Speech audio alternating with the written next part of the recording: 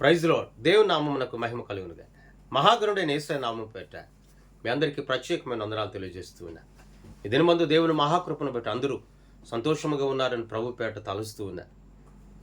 దేశమంతా కూడా అనగా ఈ వర్షాల వల్ల, విపరీతమైనటువంటి వర్షాల వల్ల ఎన్నో కుటుంబాలు వరద నీటి చేత మునిగిపోయి ఆహారం లేక, తిండి లేక, త్రాగుటకు నీరు లేక, ప్రేమించేవారు లేక, ఆదరించేవారు లేక వారు అలమటించిపోతూ ఉన్నారు. అలాంటి వారి నిమిత్తము మనం చేయవలసింది ఏదైనా ఉంది అంటే అది కేవలం ప్రార్థన. ఆ వరద నీటి నుండి వారికి విడుదల కలగాలి. వరద నీటి నుండి వారికి విముక్తి కలగాలి.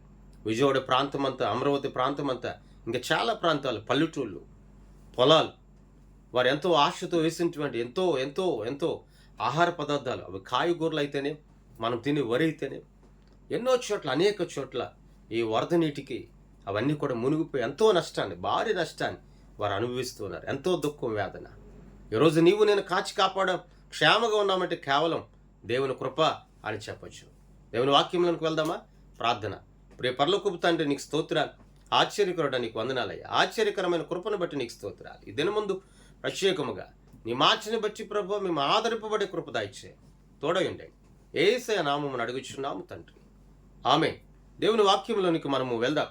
పరిశుద్ధ గ్రంథములో 103వ కీర్తన 13వ వచనాన్ని మనం చదువుకుందాం. తండ్రి తన కుమారుల ఎడల జాలిపడినట్లు యెహోవా తన యందు భయభక్తులు గలవారి ఎడల జాలిపడు. తండ్రి తన కుమారుల ఎడల జాలిపడినట్లు, తండ్రి తన కుమారుని ప్రేమించినట్లు, తండ్రి తన కుమారుని పట్ల కనికరం చూపినట్లు ఎవరైతే దేవుని యందు భక్తి కలిగి జీవిస్తారో, భయము కలిగి జీవిస్తారో, వాక్యం యందు, ప్రార్థన యందు, సంఘం యందు, దైవ సేవకుని యందు, పరిశుద్ధుల సహవాసం యందు, పరిశుద్ధుల గుంపు యందు ఎవరైతే భయభక్తులు కలిగి జీవిస్తారో వారి ఎడల ఆయన జాలిపడును అంటున్నాడు. నిజమే, ఆయన కరుణా వాత్సల్యత కలిగిన వాడు, కనికరం చూపే దేవుడు ఆయన.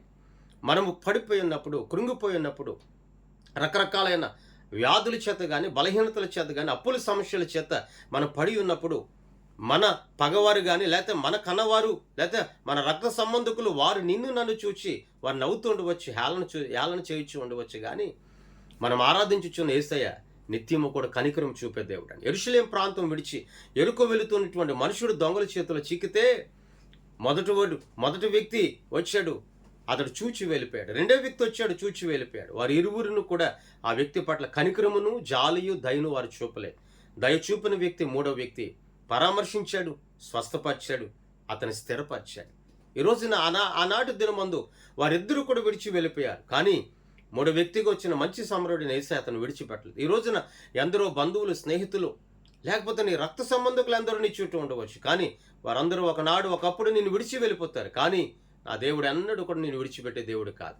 తండ్రి కుమారుల పట్ల జాలి చూపుతున్నట్లుగా నీవు నేను ఆరాధించుచున్న యేసయ్య నీ ఎడల, నా ఎడల, మన కుటుంబం ఎడల, మన బిడ్డల ఎడల, వ్యాపారం ఎడల, చేతి పని ఎడల, నువ్వు చేయుచున్న ప్రతి పని ఎడల ఆయన జాలిని, కనికరము చూపుతూ ఉన్నాడు.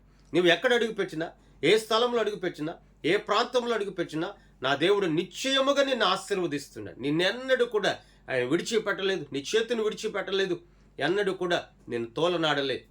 అనేకులు నీ యొద్దకు వచ్చి నీ సహాయం పొందిన వారే నీ ఎడల జాలి చూపకపోవచ్చు, కనికరం చూపకపోవచ్చు. కానీ ఏ విధమైనటువంటి మనం ఆయనను ప్రేమించకపోయినా, ఆయన మాట మనం వినకపోయినా, ఇంకా ఆయన మనల్ని ప్రేమిస్తూ ఉన్నాడు, మన పట్ల కనికరంను చూపుతూ ఉన్నాడు. నా బిడ్డలు ఎన్నడూ కూడా లోకంలో చింతించకూడదు.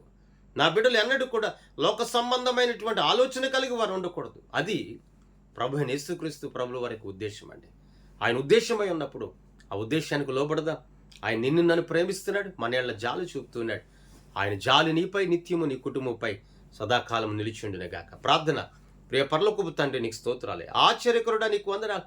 ఆశ్చర్యకరమైన కృపను బట్టి నీకు స్తోత్రాలు. తండ్రి కుమారుడి ఎడల జాలిపడినట్లుగా యెహోవా యందు భయభక్తులు కలవారి ఎడల ఆయన జాలిపడును అని మాతో మాట్లాడి ఉన్నావు. అవును ప్రభు, మాతో మాపై, మా కుటుంబాలపై, మా బిడ్డలపై, చేతి పనులపై జాలి కనికరమును చూపుచున్నవాడు నీకు స్తోత్రాలు.